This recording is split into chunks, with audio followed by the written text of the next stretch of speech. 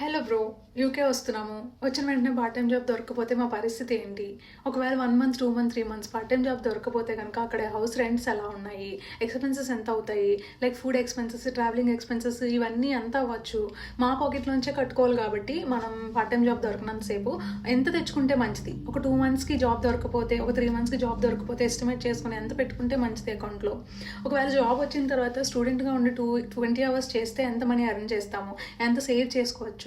హాలిడేస్లో కానీ, ప్లేస్మెంట్ ఇయర్లో కానీ, పిఎస్డబ్ల్యూలో కానీ ఫుల్ టైం చేస్తే ఎంత మనీ తెచ్చుకోవచ్చు? మినిమం బేసిక్గా ఎంత మనీ ఎర్న్ చేయొచ్చు, అందులో ఎంత సేవ్ చేసుకోవచ్చు? ఆ సేవ్ చేసిన మనీతో మనం ఎడ్యుకేషన్ లోన్ క్లియర్ చేసుకోగలుగుతామా అని చాలా డౌట్స్ ఉన్నాయి. సో మీ అందరి కోసం ఒక చక్కని డీటెయిల్ వీడియో అయితే మన ఛానల్లో అప్లోడ్ చేశానండి. మన ఛానల్ లింక్ బయోలో ఉంది, వెళ్ళి చూడండి. డెఫినెట్గా మీకు యూజ్ అవుతుంది. ఇంకా చాలా మంచి కంటెంట్ అయితే చేయబోతున్నాను, jobs related and all. Miss అవ్వకుండా ఉండడం కోసం ఏం చేయాలో తెలుసు కదా. Hope you all like the content. Thank you, bye.